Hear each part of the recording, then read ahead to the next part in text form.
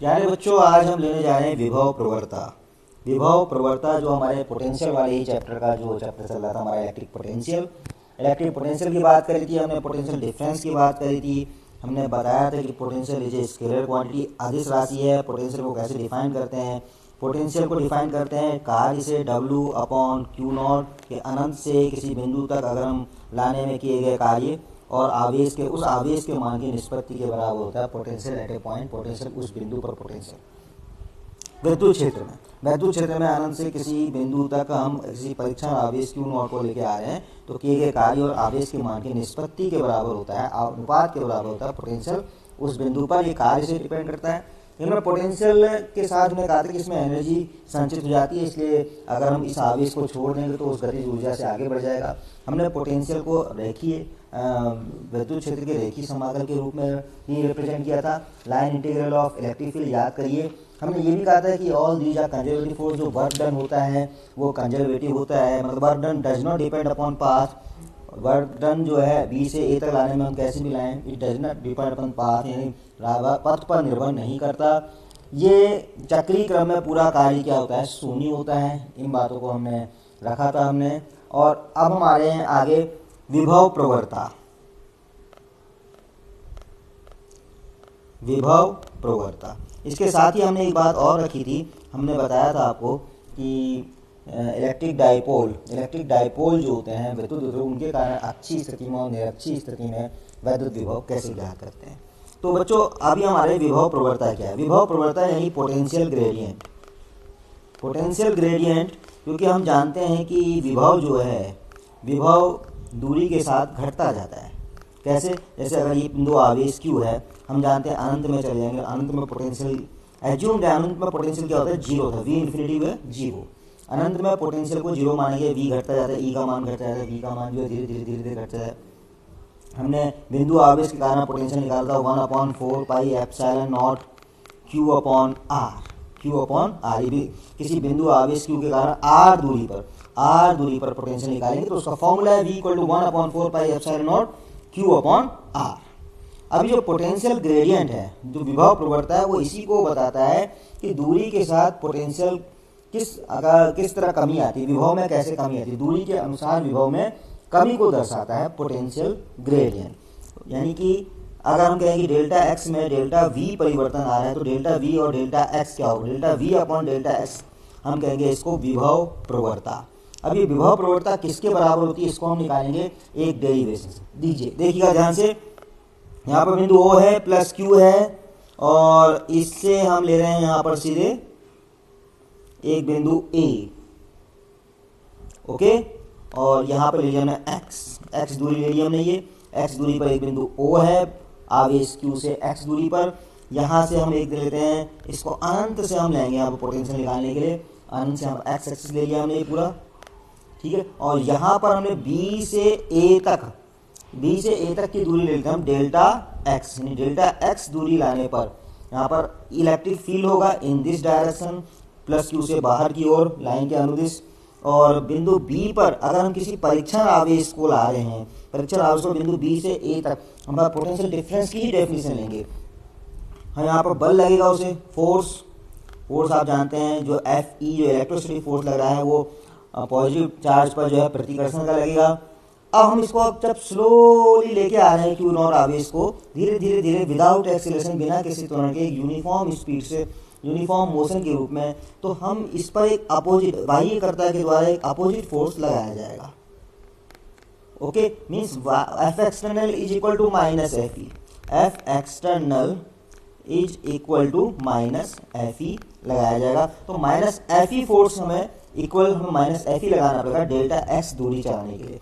तो हमें जो कार्य करना पड़ेगा वो डेल्टा W बराबर होगा minus Fe dot delta x।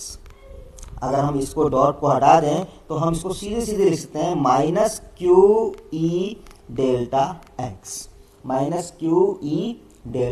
जहाँ पर Q नॉट आवेश में लगने वाला बल Q naught E delta x minus Q naught E delta x, okay. तो delta W upon Q naught कितना होगा, इसको हम निकाल सकते हैं यहाँ पर माइनस E डेल्टा एक्स, जो हमें दे देगा यहाँ पर delta W upon Q not, यानी कि दो बिंदु ए बी और ए बी से ए तक लाने में किया गया कार्य कितना है डब्ल्यू, और किस आवेश को ला रहे हैं, परीक्षण आवेश को, क्यू नॉट को, टेस्ट चार्ज को, छोटा छोटा सूक्ष्म एक आवेश हमने पहले ही लेते हैं कि इस आवेश को हम भाई सूक्ष्म लेते हैं, इस आवेश को हम भाई बड़ा नहीं लेते, सूक्ष्म, अति सूक्ष्म, बिल्कुल। अब आप अपने फील कर लीजिए अपने दिमाग में कि कितना सूक्ष्म होगा। तो यहाँ पर कुछ नहीं करते हैं, हमने बिंदु ओ पर वह प्लस क्यू आवेश रखा था, इससे एक्स दूरी पर बिंदु ए लिया, हम इसको बी से ए तक लाने में किया गया कार्य निकाल लिया हमने, बी से ए तक हमने अति सूक्ष्म डेल्टा एक्स ले लिया। डेल्टा एक्स के लिए जो कार्य किया जा रहा है वो डेल्टा डब्ल्यू किया जा रहा है, delta W equal to minus F E delta X, F E की जगह आ जाएगा minus Q zero E delta X. यहाँ पर जब हम वो करेंगे थीटा बराबर 0 डिग्री हो गया, माइनस एफ ई और डेल्टा एक्स के बीच में, minus F E opposite Y F E के, और डेल्टा एक्स दोनों के बीच में थीटा 0 हो गया, cos 0 इक्वल टू 1, तो सीधे सीधे क्या हो गया minus Q zero E delta x, ये मान के रूप में हो गया। अब delta W upon Q not बराबर हो गया माइनस ई डेल्टा एक्स, यानी कि ई बराबर कितना हुआ, अब delta W upon Q not कितना हुआ, delta W upon Q not को आप लिख सकते हो यहाँ पर क्या लिख सकते हैं हम, डेल्टा डब्ल्यू अपॉन क्यू को हम परिभाषा से जानते हैं डेल्टा वी, विभवांतर दो बिंदुओं के बीच में, यहाँ बी और ए, बी से ए में लाए तो V A minus V B, यानी डेल्टा वी क्या है V A minus V B, B से ए तक लाए हैं, बी से ए तक लाए हैं, V A minus V B बराबर है delta W upon Q naught. किसको लाए, क्यू नॉट, अब इसको कुछ कार्य करना पड़ा, कार्य ऊर्जा के रूप में संचित है, उस ऊर्जा से वो रिलीज होता है हाई एनर्जी से लो एनर्जी की तरफ। अभी हम इलेक्ट्रोस्टैटिक एनर्जी की बात करेंगे तो और इसमें बात करेंगे किस तरह से ऊर्जा संचित होती है दो आवेशों के निकाय में, दो आवेशों को जब हम पास लाते हैं कैसे ऊर्जा संचित होती है। तो यहाँ पर delta V equal to V A minus V, तो इस delta W upon Q naught की जगह हम लिखेंगे डेल्टा वी बराबर minus E delta X, this implies E equal to कितना आया minus delta V upon delta x.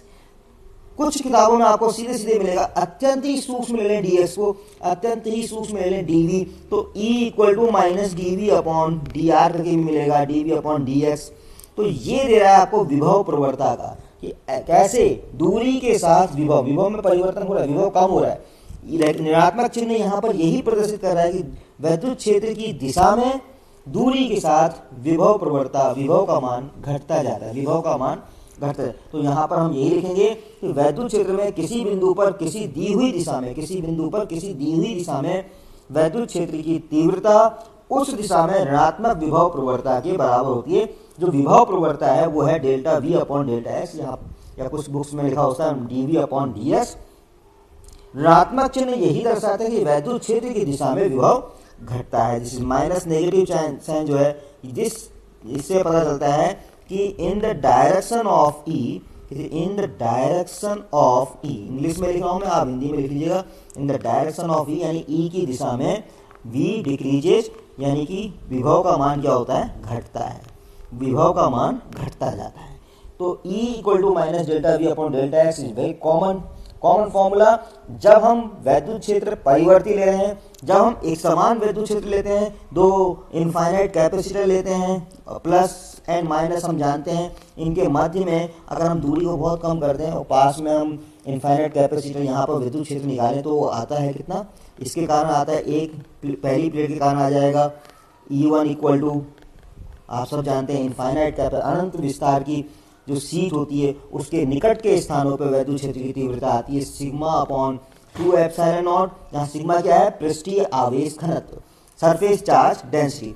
इधर दूसरी प्लेट के कारण भी इसी डायरेक्शन में होगा, ये आप समझ सकते हैं क्यों होगा इसी डायरेक्शन में, E2 ये E1 इधर हुआ, E2 भी इधर ही होगा, और वो भी कितना होगा सिग्मा अपॉन 2 एप्सिलॉन नॉट, जहाँ पर सिग्मा क्या है, सिग्मा इधर प्लस में सिग्मा इधर माइनस में, इस सिग्मा क्या है, सिग्मा है पृष्ठीय आवेश घनत्व।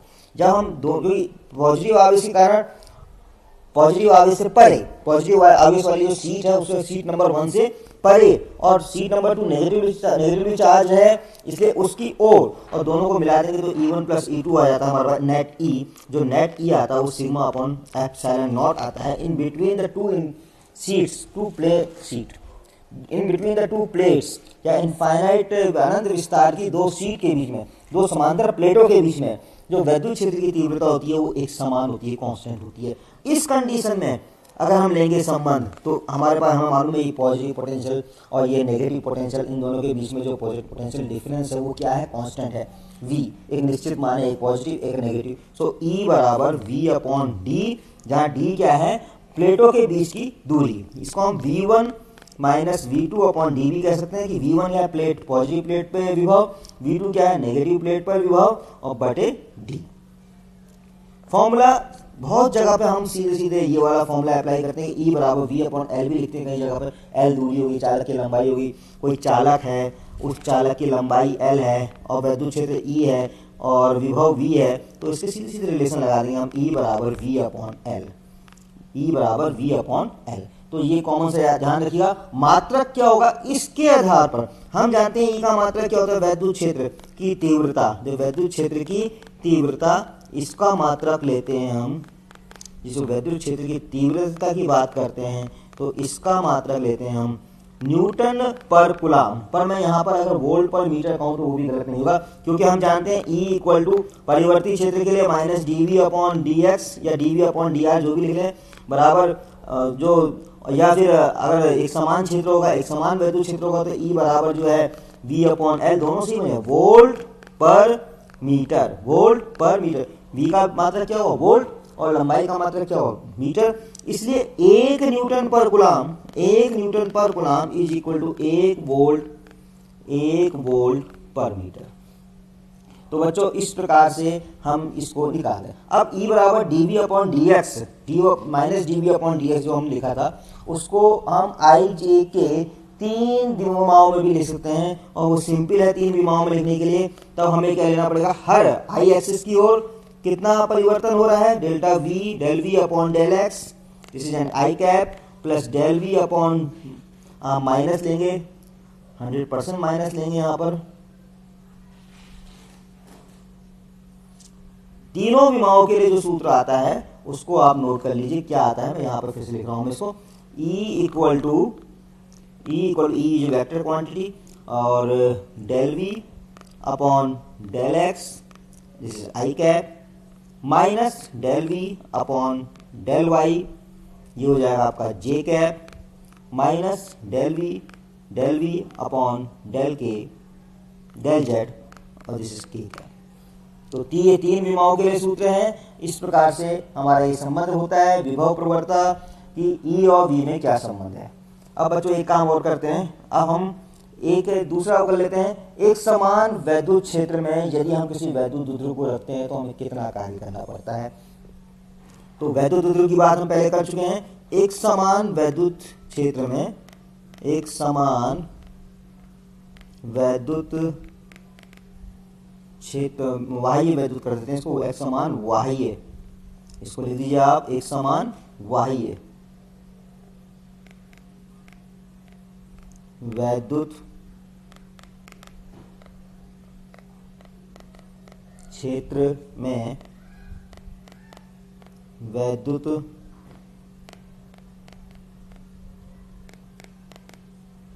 द्विध्रुव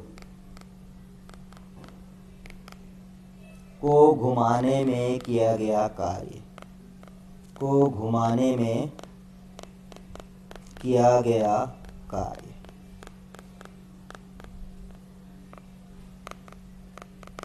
सिंपल है बच्चों, देखो कैसे, हम यहाँ पर ले रहे हैं एक फील्ड, एक समान वैद्युत क्षेत्र, ओके। यहाँ पर हमने एक वैद्युत द्विध्रुव को रख दिया, माइनस Q और प्लस Q, ए बी ले लेते हैं इसको, ये बिंदु ले लेते हैं A और ये बिंदु ले लेते हैं B। तो प्लस Q पर बल लगेगा, इलेक्ट्रिक फील्ड की दिशा हमें पता है किधर पर, दाईं ओर। तो प्लस Q पर बल लगेगा तो दाईं ओर लगेगा, तो यहाँ पर इस पर बल लग रहा है FE, जो F बराबर कहते हैं, F पर जो बल लग रहा है वो है आपका क्या, QE, ओके। और इधर भी माइनस Q आगे, इस पर भी बल लग रहा है, ये बल लग रहा है इधर को, और ये इधर को बल लग रहा है, यहाँ भी कितना बल लग रहा है, QE। तो यहाँ पर भी हम लिखते हैं F बराबर QE, ओके। तो अब इन दोनों के बीच की अगर डिस्टेंस निकालें तो ये इनकी क्रिया रेखा एक नहीं है, एक की क्रिया रेखा है ऊपर, एक की क्रिया रेखा नीचे, दोनों के बीच में कुछ लंबवत दूरी है।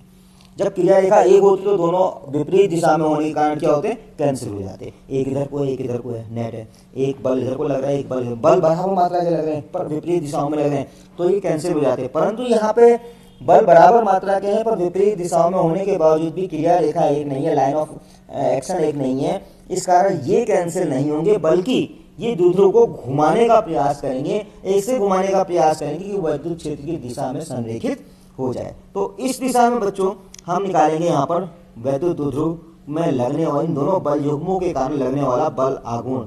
तो बल युग्म के कारण बल आघूर्ण निकाल लेंगे यहाँ पर, बल युग्मों के कारण बल आघूर्ण।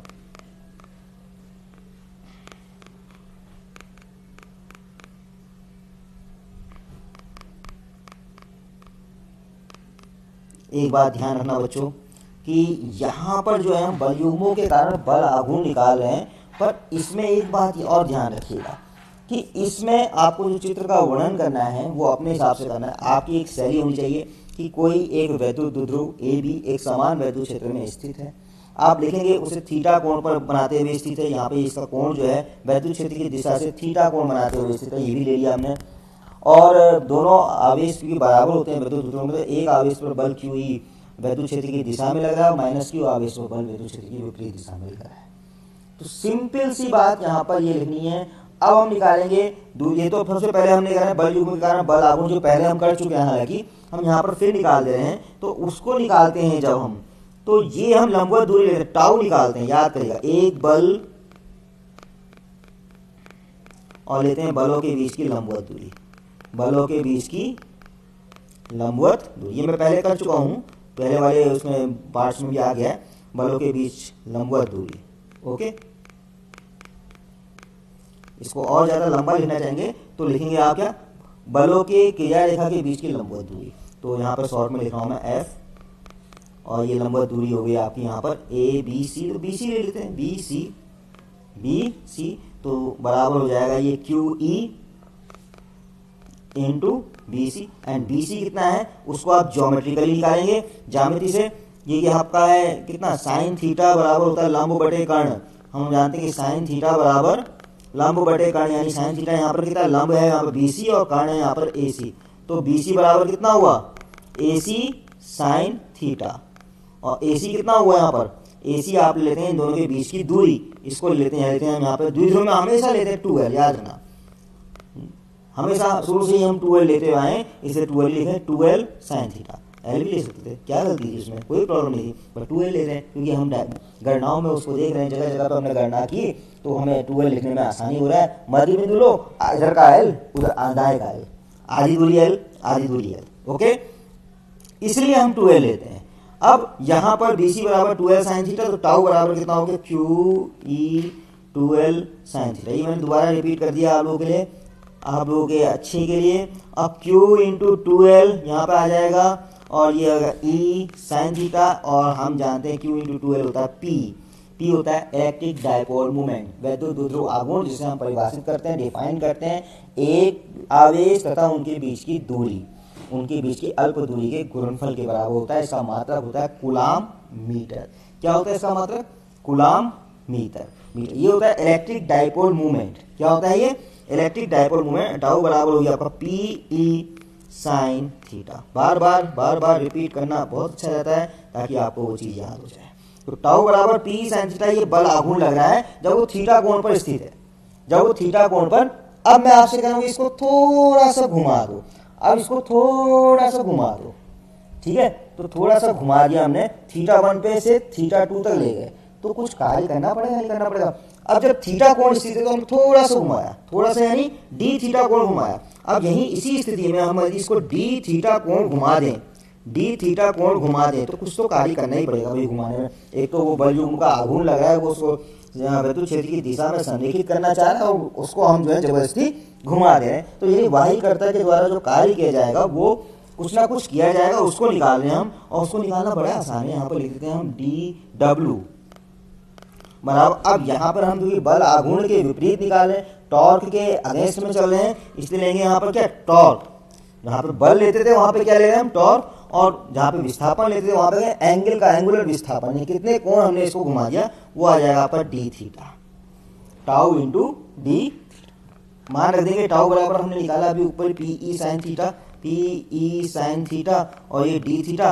अब आप इसको जितने भी दूरी में अगर हम यहाँ कहेंगे थीटा 1 रखा, फिर हमने थीटा 2 रखा, थीटा 1 से थीटा 2 घुमाने में कितना कार्य किया, तो वो पूरा कार्य आप कैसे निकालेंगे, इंटीग्रेशन। इंटीग्रेशन तभी करते हैं जब हम पहले सूक्ष्म लेते हैं, फिर उसके बाद इंटीग्रेशन करते हैं। जहाँ पे हमें बहुत ज़्यादा घुमाना पड़ता है तो उसको बहुत धीरे धीरे धीरे धीरे धीरे घुमाना पड़ता है, और अंत में कहीं पर एक जगह पे लेना पड़ेगा हमें कि बल आघूर्ण का मान कांस्टेंट है छोटे से सूक्ष्म विस्थापन, सूक्ष्म एंगुलर डिस्प्लेसमेंट के लिए, यानी डी थीटा कोण घुमाया तो ये मान के चल रहे हैं कि आपका जो टॉर्क है वो बदल नहीं रहा है।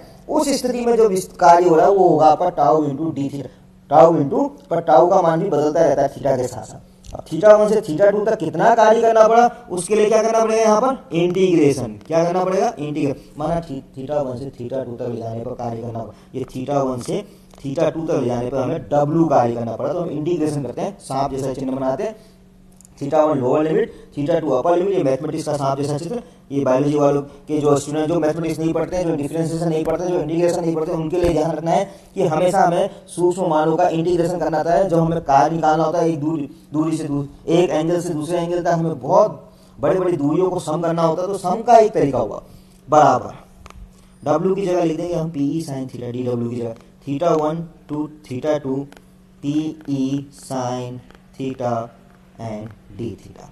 पी तो कांस्टेंट है, क्यू इंटू 2 है, क्यू इंटू 2 है कांस्टेंट है, तो हम पी को तो बाहर ले सकते हैं। इलेक्ट्रिक फील्ड भी एक समान विद्युत क्षेत्र है तो उसको भी बाहर ले सकते हैं। अब बचा क्या, अब बचा भाई ये थीटा 1 से theta 2 sign theta D theta, और साइन थीटा का जो इंटीग्रेशन होता है ये याद करना पड़ेगा, माइनस कॉस थीटा होता है। साइन थीटा का जो इंटीग्रेशन होता है वो कितना होता है, माइनस कॉस, डब्ल्यू बराबर हो गया यहाँ पर पी ई, और यहाँ लिखेंगे माइनस कॉस थीटा, एंगल लिखेंगे अपर लिमिट और lower limit.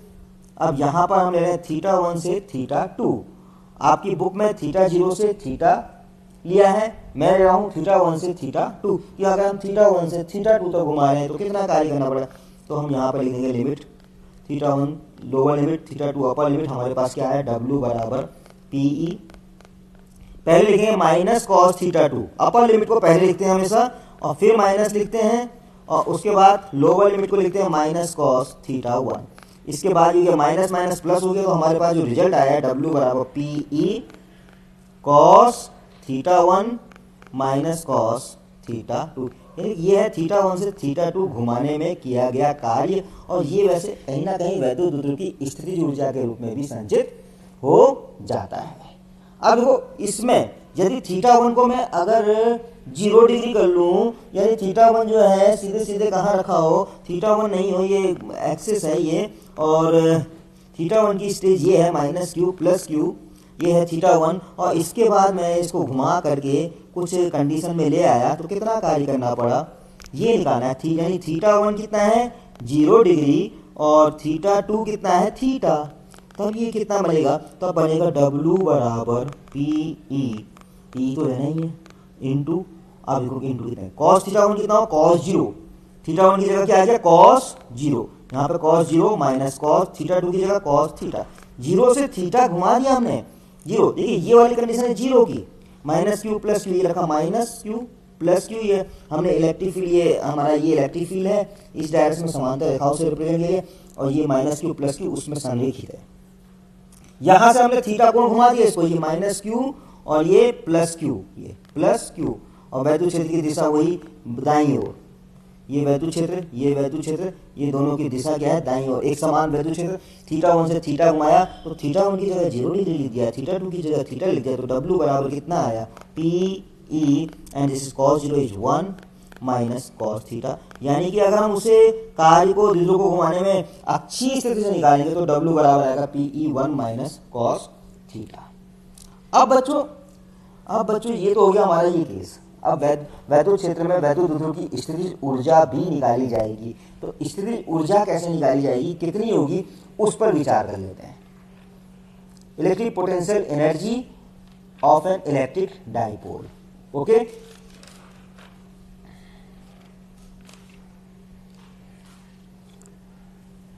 In an external field, तो इसमें लिख लेते हैं इलेक्ट्रिक पोटेंशियल एनर्जी, इलेक्ट्रिक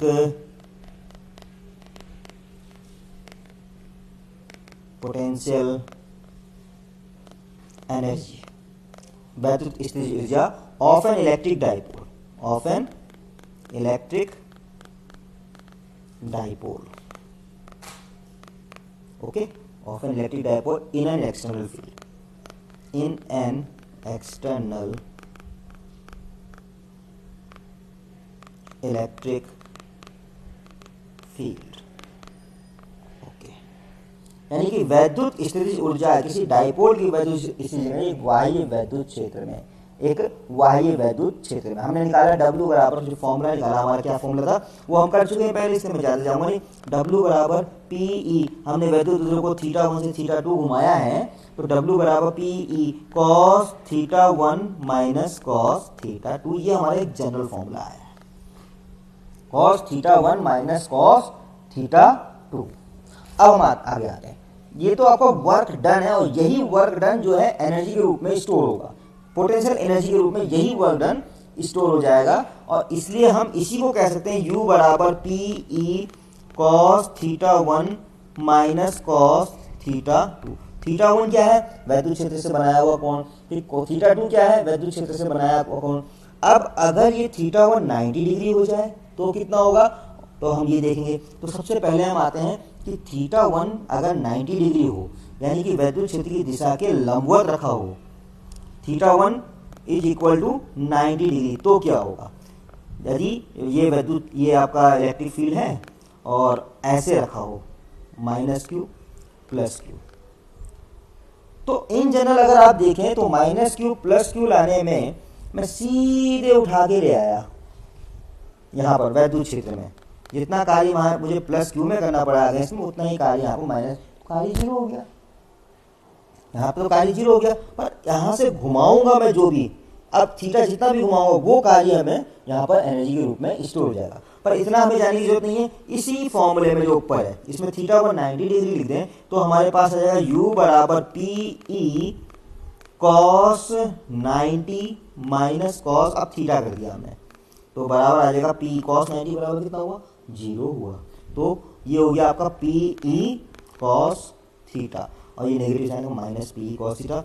हम इसको वेक्टर फॉर्म में भी लिख सकते हैं, U बराबर माइनस P को वेक्टर फॉर्म में लिखते हैं, electric dipole moment dot E, dot इसलिए लिखा है क्योंकि U क्या है, स्केलर क्वांटिटी है, और ये डॉट प्रोडक्ट में है, देखिए cos थीटा आ रहा है, A डॉट B बराबर AB cos थीटा, तो इसलिए हम इसको लिखेंगे P डॉट E। तो ये एक जनरल फॉर्मूला है, जब थीटा जो है प्रारंभिक स्थिति क्या हो, 90 डिग्री में हो, ये ध्यान रखिएगा, जब हम उसको 90 डिग्री में पहले रखा हुआ माने हैं, यदि वो वैद्युत क्षेत्र की दिशा में है, थीटा बराबर 0 डिग्री है, अब वैद्युत क्षेत्र की दिशा में तो एनर्जी कितनी है उसकी, तो ये भी हमें देखना है। अब वैद्युत क्षेत्र की दिशा में ही है तो एनर्जी कितनी होगी, ये वैद्युत क्षेत्र की दिशा में थीटा बराबर 0 डिग्री है, तो उसकी जो ऊर्जा होगी वो क्या होगी, न्यूनतम होगी, उसे भी निकालेंगे। वो इसको हम इसी फॉर्मूले से निकाल सकते हैं। हम इसमें कुछ विशेष स्थितियों को जिक्र करेंगे, विशेष स्थितियां।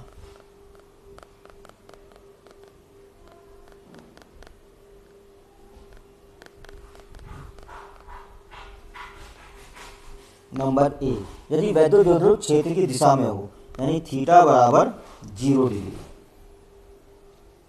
90 डिग्री था, 90 डिग्री से घुमा के हम 0 डिग्री पर ले आए, 90 डिग्री से घुमा के हम 0 डिग्री पर, ये था आपका 90 डिग्री पर। अब हम इसको ये प्लस क्यू और ये माइनस क्यू, और इसको घुमा करके हम इसमें वैद्युत क्षेत्र की दिशा में ले आए, यानी अब वो वैद्युत क्षेत्र की दिशा में है।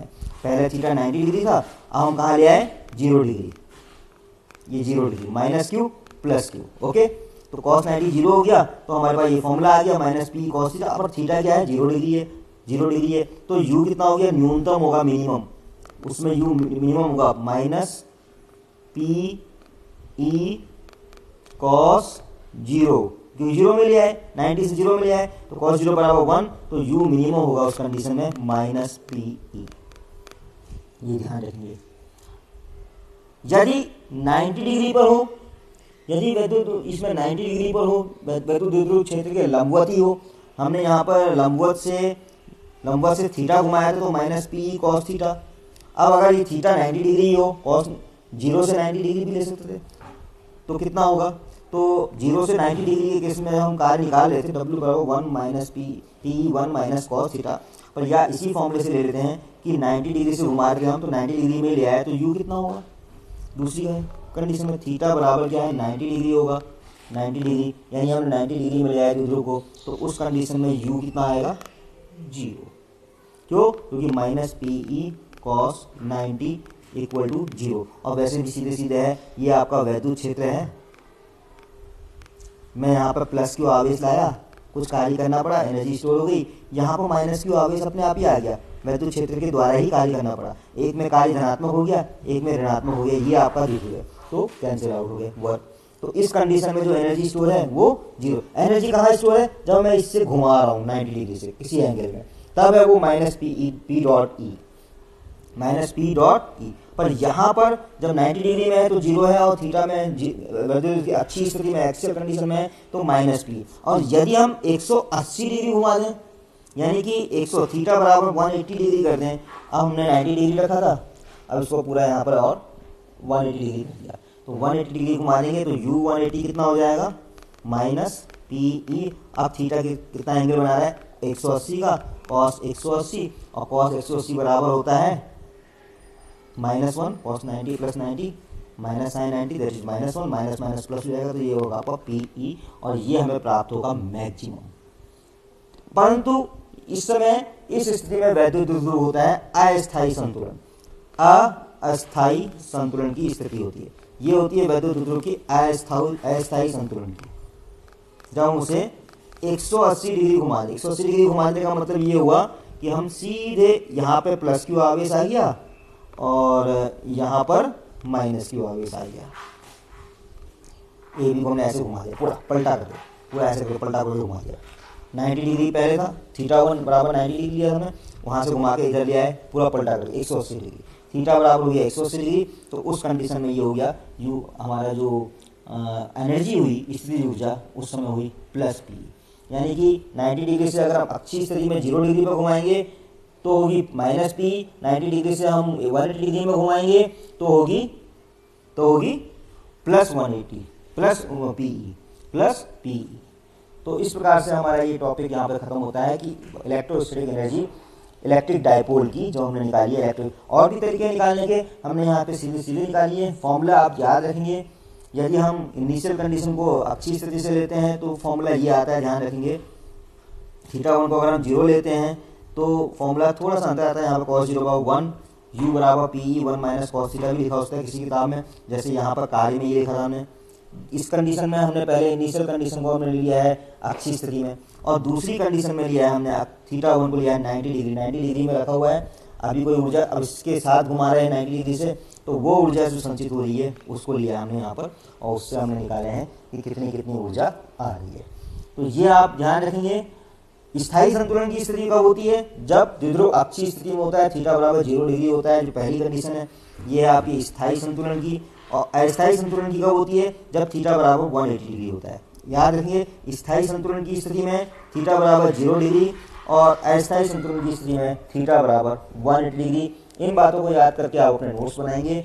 इस प्रकार से ये हो गया आपका वैद्युत द्विध्रुव का भी हो गया, इसमें वैद्युत प्रवणता हो गया। अब मेरे पास एक टॉपिक और है, स्थिर वैद्युत स्थितिज ऊर्जा।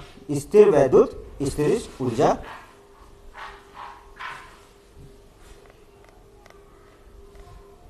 स्थिर वैद्युत स्थितिज ऊर्जा।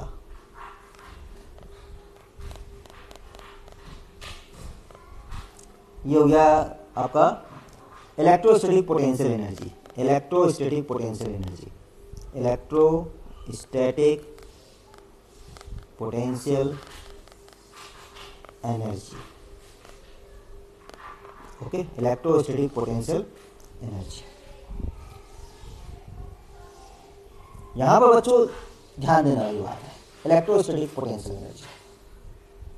अब इलेक्ट्रोस्टैटिक पोटेंशियल एनर्जी क्या है? देखो, जब भी हम कोई सिस्टम बनाते हैं, कोई निकाय बनाते हैं, 2 आवेशों का, 3 आवेशों का, 4, हम ये तो जानते हैं अध्यारोपण का सिद्धांत कि कई आवेश हों तो फिर किसी आवेश पर बल निकालेंगे तो हम अध्यारोपण के सिद्धांत से निकालेंगे, किसी बिंदु पर विभव निकालेंगे, कहीं मल्टीपल चार्ज के तो अध्यारोपण के सिद्धांत से निकालेंगे, एक के द्वारा निकालेंगे, फॉर्मूला लगाएंगे V = 1/4πε0 Q/r, फिर दूसरे से तीसरे से चौथे से सबको जो है नेट जोड़ देंगे। पोटेंशियल में हमें नेट जोड़ देना है, अलजेब्रिक सम कर देना है, जबकि इलेक्ट्रिक फील्ड में और फोर्सेज में हमें वेक्टर सम करना होता है। सिंपल है, परंतु मैं कह रहा हूँ यहाँ पर कि हम एक निकाय बना रहे हैं। क्या कर रहे हैं? आवेशों का एक सपोज आवेशों का कोई एक निकाय बना है, दो आवेश हो, तो निकाय की स्थिर वैद्युत स्थितिज ऊर्जा यानी इलेक्ट्रोस्टैटिक पोटेंशियल एनर्जी क्या होती है? वो उस कार्य के बराबर होती है जो आवेशों को, जो चार्जेस को हम इनफाइनाइट से लेके आ रहे हैं, अनंत से, एक चार्ज लेके आ रहे हैं अनंत से लेके आ रहे हैं, एक चार्ज लेके आ रहे हैं अनंत से लेके आने में निकाय सिस्टम को बना रहे हैं, एक सिस्टम बना रहे हैं। We are producing a system निकाय। कैसे कि एक आवेश को लाया मैं यहाँ, एक आवेश को लाया मैं यहाँ, Q1 लाया, Q2 लाया, ये निकाय बना दिया। भाई ये निकाय बनाया तो इस निकाय में कुछ ऊर्जा संचित हो जाएगी ना। अब उस ऊर्जा को निकालना है कैसे? अच्छा, सबसे पहले हम कहते हैं Q2 नहीं है यहाँ पर, Q2 यहाँ पर नहीं है, Q1 को लाए, तो Q1 को यहाँ पे ले आए, अनंत से ले आए, कोई कार्रवाई करता, कोई विशेष कार्य नहीं करना। क्यों? क्योंकि किसी वैद्युत क्षेत्र के प्रभाव में नहीं था। Q1 किसी वैद्युत क्षेत्र के प्रभाव में नहीं था, इसलिए सीधा कोई कार्य नहीं करना पड़ा। तो पहला कार्य अगर Q1 को मैं बिंदु A पर लाया हूं तो W1 अगर मैं कहूं दैट इज इक्वल टू 0। परंतु Q2 को मैं जब लाता हूं, धनावेश Q2 को, Q2 अगर पॉजिटिव आवेश है तो मैं इलेक्ट्रोस्टैटिक फोर्स यानी विद्युत बल के विरुद्ध ला रहा हूं। आप जानते हैं विद्युत बल के विरुद्ध इनफाइनाइट से इस बिंदु B तक लाने में इस बिंदु आवेश के कारण विद्युत बल लगेगा और पोटेंशियल भी होगा। क्यों? क्योंकि विद्युत बल के विरुद्ध ला रहा हूं B पर, तो W जो कार्य किया जाएगा वो उसके पोटेंशियल के आधार पर। पोटेंशियल की डेफिनेशन क्या होती है? अनंत से किसी बिंदु तक विद्युत क्षेत्र में लाने में किया गया कार्य, एकांक आवेश को अनंत से किसी विद्युत क्षेत्र में लाने में किया गया। एकांक आवेश की जगह हम टेस्ट चार्ज ले लें, बहुत छोटा सा सूक्ष्म सा, जो कि बहुत ही सूक्ष्म है, तो हम उसे कहेंगे Q2, अत्यंत अनंत से लेके आ रहे हैं, अनंत सूक्ष्म आवेश हम कह रहे हैं, बहुत सूक्ष्म आवेश, इसका अपना कोई इलेक्ट्रिक फील्ड नहीं, टेस्ट है, तो हम कहते हैं कि W/Q0 याद होगा। तो यहाँ पर भी हम Q2 को लेके आ रहे हैं, बिंदु B पर रख दिया, इलेक्ट्रोस्टैटिक फोर्स के अगेंस्ट में लेके आ रहे हैं। इलेक्ट्रोस्टैटिक फोर्स किससे लग रहा है? Q1 के कारण लग रहा है। वहां पर एक फील्ड किसके कारण है? Q1 के कारण है। तो यहाँ पर कुछ पोटेंशियल होगा B पर, उस पोटेंशियल को हम निकालते हैं, कार्य बराबर आवेश गुणा विभव। आवेश तो कौन सा ला रहे हैं? Q2 ला रहे हैं, और विभव मान लेते हैं V विभव मान लेते हैं यहाँ पर, पोटेंशियल पर V, ओके, तो Q2 इंटू VB। तो अब टोटल कार्य कितना माना जाएगा? W = W1 + W2 बराबर Q2 इंटू VB। यहाँ पे मैं एक जीरो भी लिख देता हूं, आप लोगों को कंफ्यूजन ना होता कि, ठीक है, 0 + Q2 इंटू VB। अब आते हैं VB, पोटेंशियल क्या है? बहुत पहले से पढ़ा चुके हैं, शुरू में ही पढ़ा चुके हैं कि किसी बिंदु आवेश के कारण r दूरी पर, यहाँ पर अगर हम r दूरी ले रहे हैं, इस दूरी को हम r ले रहे हैं, r दूरी पर जो बिंदु आवेश का r दूरी पर जो विभव होगा VB, बिंदु B पर जो पोटेंशियल होगा वो कितना होगा? 1/4πε0 के भी लेते हैं, परावर्तित कोई माध्यम के लिए, वायु के लिए 1 हो जाता है, तब आप लिखते हैं 1/4πε0। तो 1/4πε0 के Q हो गया आवेश Q1, यहाँ पर लेंगे Q1 आवेश के कारण है ये वैद्युत विभव, तो Q1 अपॉन, और दूरी क्या लेंगे यहाँ पर? दूरी हम लेंगे ये R, AB R, तो ये लेंगे R। अब इसका मान रख देंगे यहाँ पर, तो टोटल कार्य कितना है? W बराबर 0 हुआ, Q2 इसकी जगह लिखूंगा मैं 1/4πε0 K, और ये हो गया आपका Q1 R। तो यहाँ पर मेरे पास जो कार्य बना है वो है W बराबर 1/4πε0 K, और यहाँ आ जाएगा Q1 Q2 R। तो बच्चों ये इस तरह से किया गया कार्य हो गया, और यही कार्य निकाय की ऊर्जा के रूप में संचित हो जाता है। तो ऊर्जा कितनी हो गई निकाय की? स्थिर इलेक्ट्रोस्टैटिक एनर्जी, इलेक्ट्रोस्टैटिक पोटेंशियल, ये हो गया 1/4πε0 K Q1 Q2 R। ये हमारा 2 आवेशों के लिए हुआ, 3 आवेशों के लिए भी निकाल सकते हैं, 4 आवेशों के लिए भी निकाल सकते हैं। जैसे हम Q1 ले लें, फिर यहाँ पर ले लें दूसरा निकाय Q2, फिर ले लें यहाँ पर Q3, तो इन तीनों निकायों के लिए भी निकल सकती है, सिंपल हो जाएगी। फॉर्मूला बिल्कुल दूरी साथ साथ लेनी पड़ेगी। Q1 और Q3 के बीच के निकाय Q1, इसमें पहले Q1 को लाएंगे, कोई कार्य नहीं करना पड़ेगा। फिर W1 बराबर 0, Q2 को लाने में Q1 के कारण कार्य करना पड़ेगा। तो यहाँ पर आ जाएगा 1/4 pi epsilon not K Q1 Q2 upon R, इनके बीच की दूरी हो जाएगी R12 लिख देता हूँ यहाँ पर। और अब जब हम W3 को ला रहे हैं, यहाँ पर Q3 को ला रहे हैं, जब हम Q3 को बिंदु C पर, ये बिंदु A हो गया, ये बिंदु B हो गया, ये बिंदु C हो गया, बिंदु C पर हम Q3 को ला रहे हैं, तो जो हमें कार्य करना पड़ रहा है W3, वो दो भागों में कर रहा है। Q3 को लाने पर एक तो कार्य करना पड़ा है W1 के कारण, A के कारण, और एक कार्य करना पड़ा है B के कारण। तो दोनों को लिखेंगे यहाँ पर हम बराबर W पर कार्य करना पड़ा है 3, A के कारण A लिख देते हैं इसमें, ठीक है, प्लस W3 B के कारण। तो दोनों कार्य को लिख देते हैं यहाँ पर। तीसरे Q3 पर, Q3 मतलब Q3 आवेश पर A के कारण, Q3 आवेश पर B के कारण, दोनों को लेंगे यहाँ पर। तो वो दो निकाय के रूप में लेंगे। यहाँ पर आएंगे 1/4 pi epsilon not Q3 Q1 upon R31, और इधर W3B हो जाएगा 1/4 pi epsilon not Q3 Q2 R21। इन तीनों सबको हम जोड़ देंगे तो हमें मिल जाएगा नेट किया गया कार्य, या कह लीजिए ऊर्जा मिल जाएगी हमें। तो U कितना मिल जाएगा हमें 1/4 पाई एप्सिलॉन नॉट, W1 तो 0 है, उसको नहीं लिखते हैं। और इधर आ जाएगा आपका K भी लिख लीजिए, चाहे आप K, हर जगह में मैंने K नहीं लिखा है, परंतु K अगर लिखेंगे तो ये किसी माध्यम को रिप्रेजेंट कर देगा। पहले में आएगा आपका Q1 Q2 अपॉन R12, तो Q1 Q2 upon R12, plus दूसरे में आ जाएगा आपका Q3 Q1 upon R31, Q3 या Q1 Q3 भी कह सकते हैं इसको, अपॉन R31, उनके बीच की दूरी, और प्लस तीसरे में आ जाएगा आपका Q3 Q2 upon R21, Q3 Q2 upon R32। इस तरह से हम पोटेंशियल, अगर माइनस चार्ज तो माइनस चार्ज लेंगे। तो ये स्थिर वैद्युत स्थितिज ऊर्जा भी क्या है, एक अदिश राशि है। क्या है ये, अदिश राशि है। अब नेक्स्ट हम इसमें बात करेंगे सम विभव पृष्ठ। तो हम विभव की जितनी बातें हमें पोटेंशियल से संबंधित करनी थी वो हमारी पूरी हो जाएंगी। नेक्स्ट टाइम पे हम लेंगे सम विभव पृष्ठ। और यहाँ पर हमने आज देखा है विभव प्रवणता किसे कहते हैं, विभव प्रवणता तथा वैद्युत क्षेत्र में संबंध क्या है। फॉर्मूला याद कर लीजिए, E = -dV/dr। अगर एक समान वैद्युत क्षेत्र है तो E बराबर V/R। तो ये फॉर्मूले हमेशा ध्यान रखिएगा। एक तो विभव प्रवणता वाला बहुत इंपॉर्टेंट है। और यदि एक समान विद्युत क्षेत्र, ये तो है परिवर्ती विद्युत क्षेत्र के लिए, ये क्या है, परिवर्ती विद्युत क्षेत्र के लिए। और यदि एक समान विद्युत क्षेत्र है तो हम लेंगे E बराबर V/R, बहुत इंपॉर्टेंट फॉर्मूला है। इसके अलावा हमने बात करी थी टाउ बराबर P sin थीटा। फिर किसी वैद्युत द्विध्रुव को किसी वैद्युत क्षेत्र में घुमाने पे किया गया कार्य, वो निकाल लेंगे आसानी से। वो हमारा आया था W बराबर PE cos θ1 माइनस cos θ2, जो हमने θ1 से θ2 घुमाने में लिया था। यदि θ1 को 0 ले लेंगे, cos 0 बराबर 1, तो ये कार्य जो है उस कंडीशन में जो है θ1 0 लेंगे। जब θ1 0 हमेशा नहीं लेंगे, θ1 0 लिया हमने और थीटा ले लिया हमने, θ2 लिया थीटा, तो ये फॉर्मूला आया था हमारे पास W किया गया कार्य PE cos 0 माइनस cos θ बराबर हो जाएगा PE cos 0 बराबर 1 हो जाएगा। तो ये 1 माइनस cos θ, ये बच्चों ये याद रखेंगे। आगे हमने एनर्जी की बात करी थी कि एनर्जी कितनी होगी, वो भी ध्यान में रखेंगे कि वैद्युत द्विध्रुव में कितनी एनर्जी स्टोर होती है।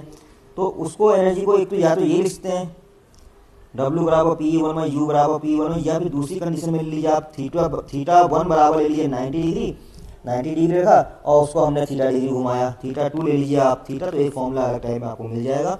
तो W बराबर हो जाएगा PE cos 90 0 हो जाएगा और माइनस cos θ, तो ये आएगा आपका माइनस PE cos θ, ये हो जाएगा आपका P डॉट E, और ये हो जाएगी आपकी store energy minus P dot E dot product के रूप में लिखते हैं। ये हो जाएगा U बराबर माइनस P डॉट E। तो ये बातें हमारी आज हुई। इसके बाद हुई हमारी स्थिर वैद्युत ऊर्जा कि किसी निकाय को बना रहे हैं तो निकाय में संचित ऊर्जा दो आवेशों के निकाय के लिए, जो निकाय के लिए है वो है U बराबर 1/4πε0 K Q1 Q2 upon R12, जहाँ R12 क्या है, Q1 और Q2 के बीच की दूरी। Q1 Q2 किसी लेंगे, Q1 को लाने में किया गया कार्य, Q2 को लाने में किया गया कार्य, Q1 Q2, फिर Q3 को लाने में किया गया। यहाँ पर Q3 के लिए निकालेंगे तो हम एक कंडीशन लगाएंगे, विभव इसके कारण भी है, विभव इसके कारण भी है, दोनों का नेट विभव जुड़ेगा और उसके बाद कार्य निकलेगा। ओके, क्योंकि नेट विभव आवेश गुणा विभव इसके द्वारा कार्य, आवेश गुणा विभव, तब वो सारा का सारा टोटल कार्य जुड़ेगा, जो आप मैथमेटिकली कर सकते हैं। चिन्हों के साथ लिखना होता है, जनरलाइज करके चिन्हों के साथ हमें लिखना पड़ता है, तब हम तीनों दूरियों को देखते हैं। ऐसे ही चौथे 4 आवेशों का निकाय बनाए, 5 आवेशों, तो उनमें ऊर्जा संचित हो, जितने निकाय लाएंगे, जितने निकाय बनाएंगे, जितने आवेश हम पास लेते आएंगे उतनी ऊर्जा उसमें संचित हो जाएगी। इसको कहते हैं इलेक्ट्रोस्टैटिक पोटेंशियल एनर्जी, जो आवेशों को लाने में जो संचित ऊर्जा होती है। नेक्स्ट टाइम हम बात करेंगे समविभव पृष्ठ की, उसके बाद हम बात करेंगे कैपेसिटर्स की, कंडक्टर्स की, कैपेसिटर्स की, how the energy stored in a conductor, in a capacitor.